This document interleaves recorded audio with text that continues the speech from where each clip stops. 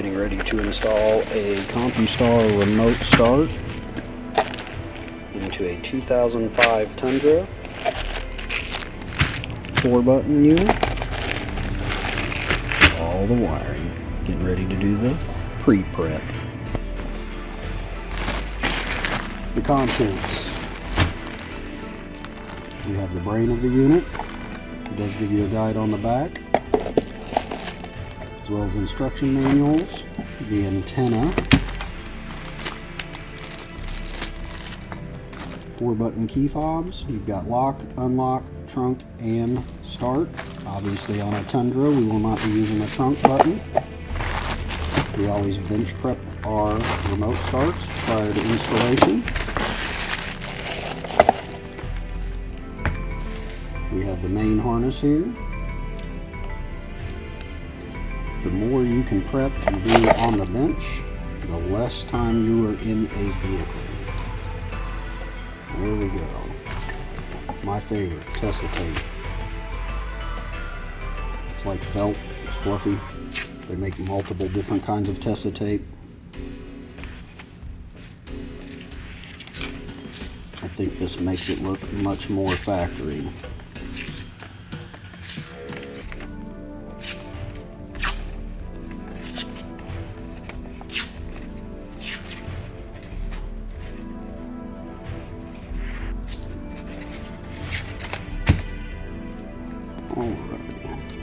So I've got it that far. Then I go through and figure out which wires I'm going to use, which wires I'm not going to use, cut off the ones I don't need, keep the ones I do need, so on and so forth.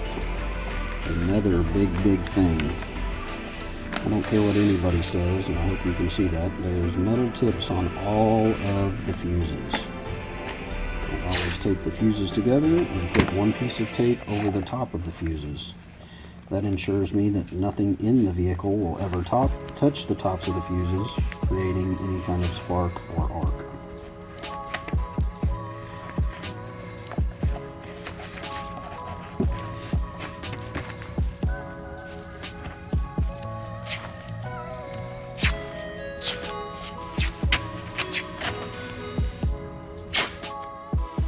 Once again, one always goes over the tops of these, covering the metal. See? That way when it's in the vehicle it's still easily accessible, but yet you can get to everything.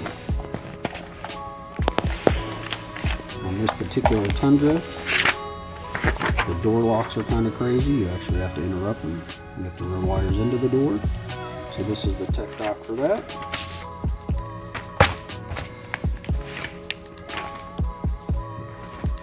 So now the fun one. Here's all the rest of the wires.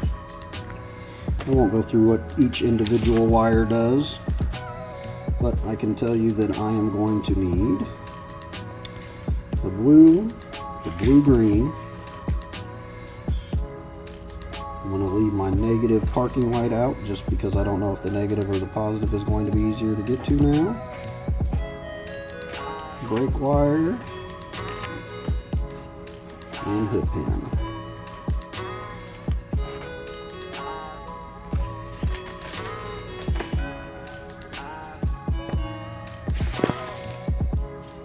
Alrighty, so I just had a quick question about what is the difference between negative parking lights and positive parking lights. If the vehicle is a negative trigger parking lights, that means there is some kind of residual power on the parking light wire at all times, and it needs to see a ground or a negative trigger in order to turn the lights on. A positive trigger means there is no voltage. It shows a ground or nothing when the parking lights are off, and it uses a positive trigger in order to turn the parking lights on. So as you can see, pretty simple. It's already bench prepped. We've got all of our little accessories. Now the fun part, we're going to get in and start taking it apart. Obviously a couple of most important things, plenty of light so we can see what we're doing. We've got our schematics, tools to take it apart, Phillips head. If I'm not mistaken, this one also does a 10mm. So here we go with the teardown.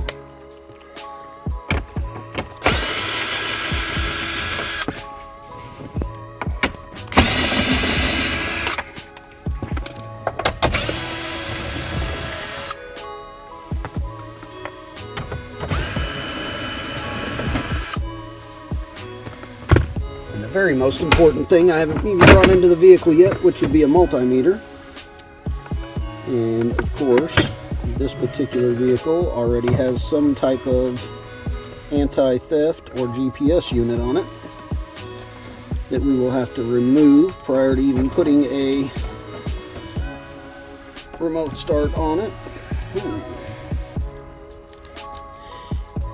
And this is a prime example of one of the things we never do. T-taps. Never ever use T-taps. Alright, take off this hood release here, which is always fun.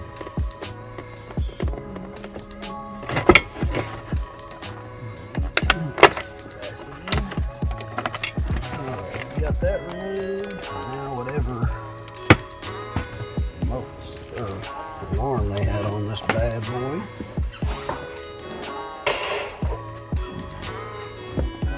Alright, now the fun begins. On this particular vehicle, you can always remove the lower heat duct. Pretty easy to remove. Opens you up. Much easier to install in here now. Other than it made a mess. Alright, so what have they got here?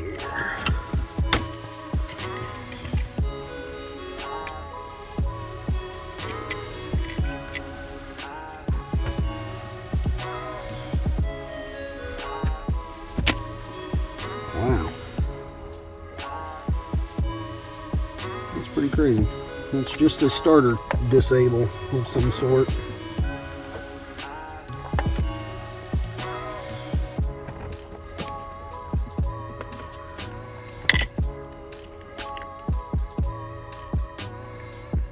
Obviously, I'll have to dig into that a little deeper to figure out exactly where those go in the kick panel, which I will find out. We also have to reconnect the starter wire. That's what those two wires are.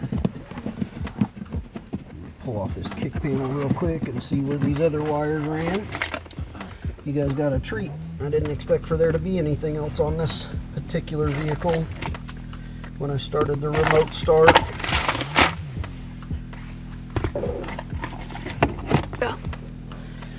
Alright, sorry for the delay there. We went ahead and got this other panel off and tried to see what they were doing with the these extra wires here.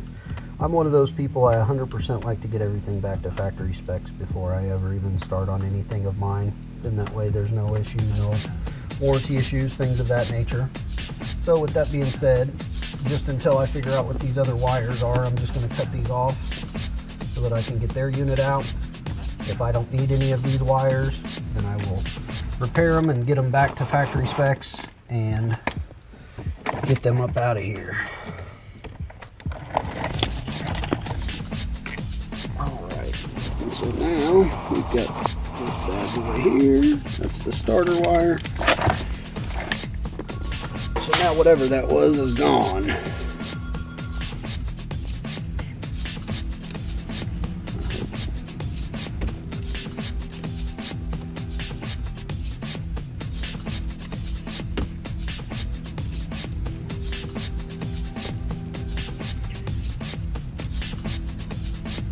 Alrighty, this is what is called a T-tap.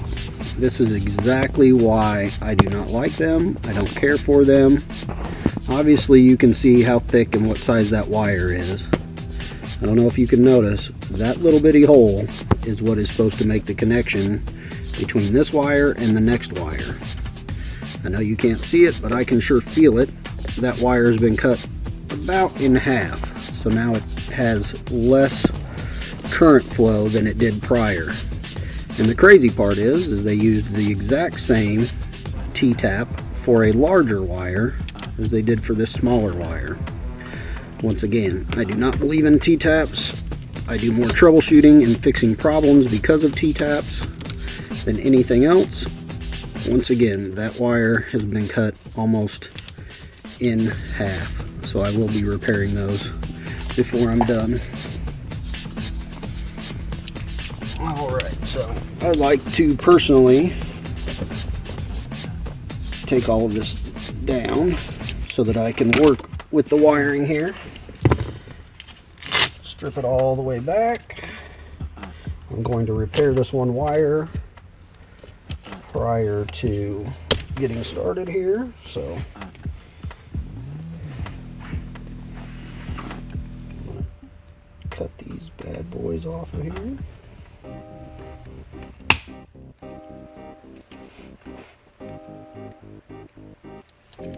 Cut that one off. And now I'm going to lengthen this wire a little bit. I know that this one is my starter wire, so since I'm already going to be soldering this together, I'm actually going to use my starter wire, which is my yellow wire on here, to make this connection.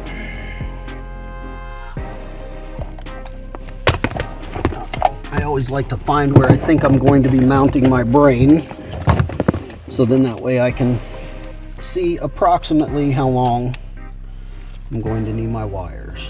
So all of them come to this one location except for my ground and my parking lights. The rest of these I can cut right about here.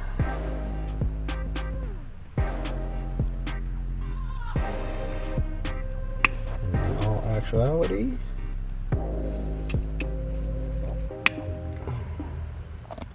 alright, so actually I trimmed all of them except for the starter wire.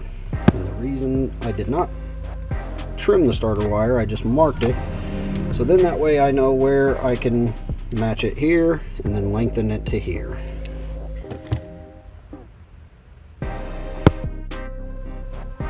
Stretch that bad boy back a little bit. I'm going to wrap this. Soldering iron together. I do like to use a butane soldering iron. They're easy to use. They get hot quickly.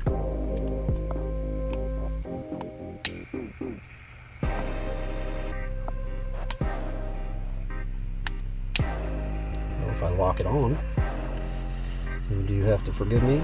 This is a new one. I usually use a power probe. This one I'm just testing out. It was just a little bit of a cheaper version. I go through these things like crazy. As many wires as we solder a year.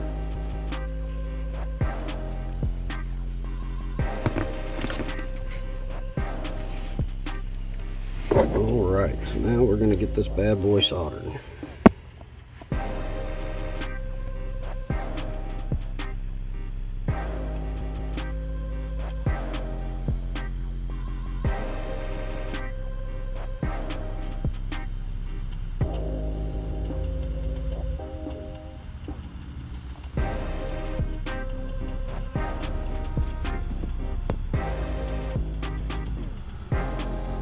And I won't lie to you, this is the first time I've used this soldering iron, and it seems to take a little longer to, there we go, to heat up than my power probe, but I will have to see.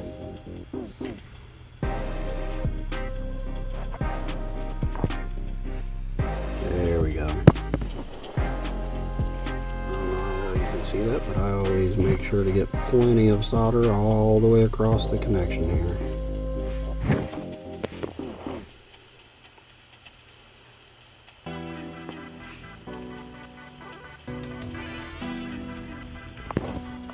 Called it a Power Probe 3. That's pretty funny. That's actually my one of my voltage tools. The Power Probe company also makes a butane soldering iron, and I think I may be going back to grab it because this bad boy just doesn't seem to quite get hot enough.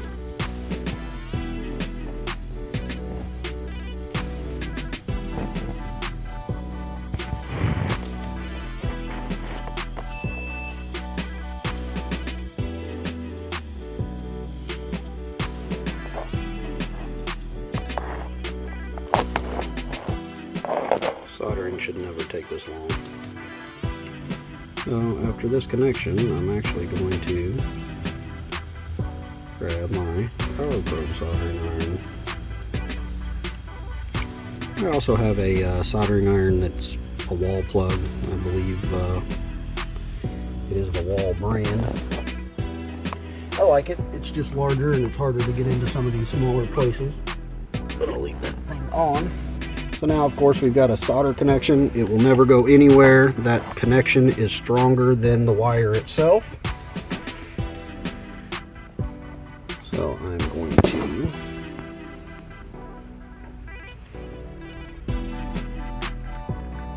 tape that wire up, and then I'll show you how to test all of the other wires. Obviously, the reason I did this is they had already cut the starter wire in two.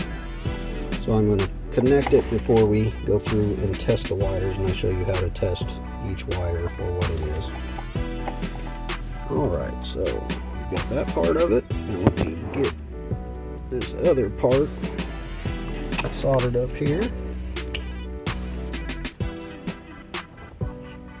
Just enough of it. And here we go. Alright, so there's that connection.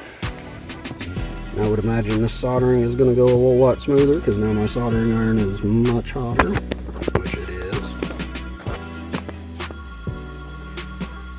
I do actually kind of like this soldering iron once it gets hot enough. There you go. Much easier solder connection.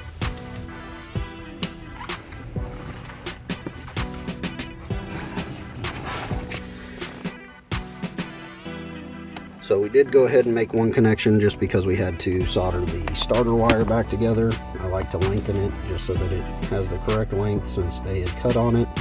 Then put two connectors and we cut on it as well to get the connectors off. So with that being said, we do have one wire hooked up. But I'm going to plug the ignition back in so that I can show you guys how to test each one of these. So it says that I've got two 12-volt constant wires. One of them is a 40 amp wire, one of them is a 25 amp wire, one of them being white with red, the other one being white with blue. So the way we are going to test this, I have my meter going. It is right here. Hopefully you can see that. I've got one of my leads on my meter grounded, and we have got the white red, and I think on this particular truck it would be these two, even though the other one says it's supposed to be white blue. That's why you can never go by whatever the diagram says. You always have to check what the diagram says. So with that being said, I'm going to test this wire here. We're going to strip back just a little bit of it. About that far so that I can test it. I'm going to use my red probe on my meter. We have it on voltage. It is at 12.10 volts. So yes, that is one of my 12-volt wires. So with that being said, we know that that's one of my 12-volt wires. Now we will test this wire here to see if this one is also a 12-volt wire.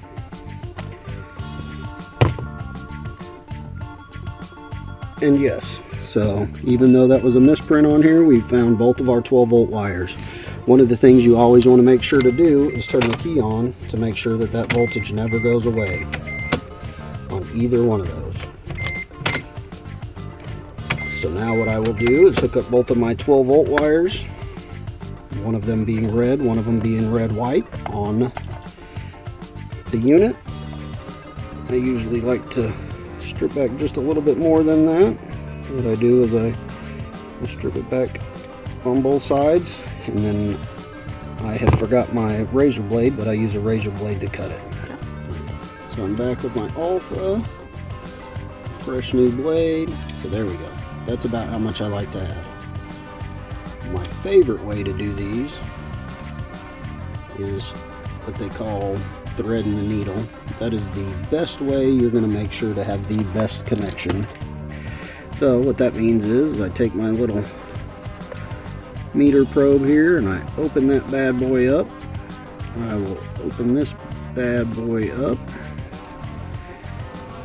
And I'm going to strip back just enough on each one of these wires here. Now that I've got them stripped, what I do is I actually thread that needle just like that, and I take it and I wrap it around super tight. Then that way you make sure that there is never not going to be a connection there. And even though I solder my wires, if for some reason you didn't have solder, this is going to be the best type of connection that you can make if you are not soldering. There's a whole lot more surface area for your wire to gather its connection from. So we've got those two, so now we've got that together. Grab my soldering iron. And Alrighty, I've gotten those soldered. I'm going to tape each one of those up individually. The biggest thing with the 12-volt wires, make sure whatever tool you're using, whatever you are using, if it is metal on any end, it never touches the wire and any metal component in the vehicle. It will spark, it will possibly blow fuses, and it will scare the life out of you, I promise. 12-volt is not something that you typically want to mess with. Even though it's not a lot of power, it's the amperage that gets you. So, my next wire, we've got the starter wire, which was the white with black. This particular one has an ignition wire that they claim is black with red, but once again, as you saw, they're not always correct. So I am going to strip this wire back and test it to see if it is an actual ignition wire. So we've got our meter up to it. When I turn this key forward, our meter should go to 12 volts on ignition, which is there. If I crank it, it drops out and it comes back. That's how we know that is a true ignition wire. So there's our ignition wire. This has a second ignition wire that they say is black and yellow. So let's go ahead and test that one as well. That will be this one right here.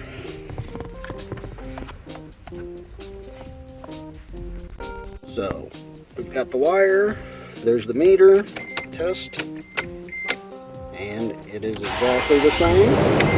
So there are two ignition wires. Did you pause it? Alright, we've got one last wire here. Of course, on the diagram it claims it should be pink for accessory. We've already got our ignition 1 and 2 hooked up. I'm going to test this one for accessory just to make sure. I'm assuming obviously that it is accessory since it's the last wire here. Grab this key. What is the ignition? Yep. See, in this one, the 12 volts, since it's accessory, turns on with the first click. Back in the day, accessory used to be the backwards turn on a key. You don't have that backwards turn anymore. So what I'm going to do is I'm going to connect this one last wire just like I've done the other ones. We'll get it connected and then we will be back with you guys. Go. Alright, so I went ahead and did the time consuming part in finding the wire, but this right here is our parking light wire. I just wanted to show you what a 12 volt or a positive trigger parking light is. If you see when the meter is hooked up to the wire, it shows absolutely nothing until I click on the parking lights, which the parking lights are on now. It shows me 12 volts or a little less than 12 volts because obviously the battery's getting lower on this truck, but it is a 12 volt power. So we'll run that wire over, get it hooked up, and we will be back. Alright, I know this is a little hard to see. The next thing we're going after is the brake wire. It should be this wire right here, which is green with a white stripe. And as you can see, the unit is over there. I've not yet zip tied it up, and everything looks factory. We have 3 wires left to hook up, and that will be our lock, our unlock, and our brake wire. I'm getting ready to test the brake wire now to make sure I've got the right wire, and we'll go from there. Alright, so we're testing the brake wire here. We've got it attached to the wire. If I hit the brake, you'll see that it gives me a voltage. That means we do have the correct wire. So now we'll make our connection there, and then all we've got left is the door locks.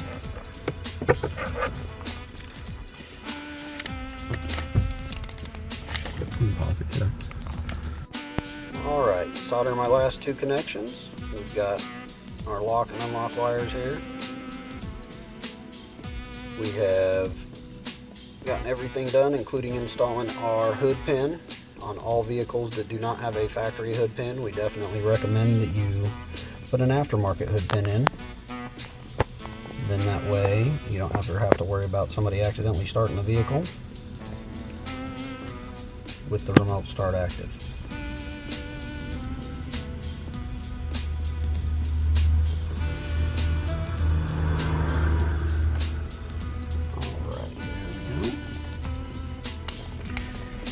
When you tape these two wires, we'll show you that it is all working.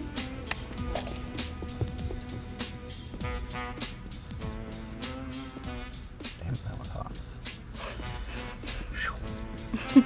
Solder is not cold.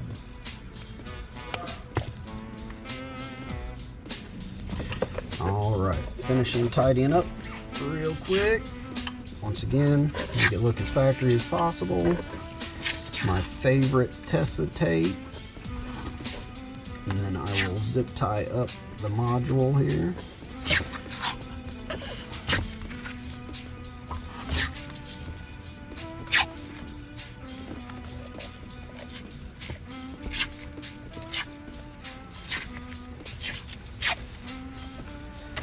Alright, let me close this hood. Go. So we've got lock. It'll flash the parking lights once. We've got unlock. It'll flash the parking lights twice. We're going to press and hold the start button. It flashed the lights once. That's just to let us know the vehicle took the command. It'll start up. The parking lights will flash two more times. That's to let us know the vehicle performed the command. Once it does all of its checks and it's going to run continuously, the parking lights will come on and stay on solid. We have this one set up to run for 15 minutes and then it'll shut itself down. Once again, the brake wire is always your shut off, so nobody can steal the vehicle. If the key is not in the ignition, the brake will shut it off. And as you can see, when we are all finished, there are no more T-taps. There's nothing other than it looks like factory. Once again, we appreciate you watching. Please like and subscribe to our videos. You can also follow us on Instagram or our website, which is fnfvipautosalon.com.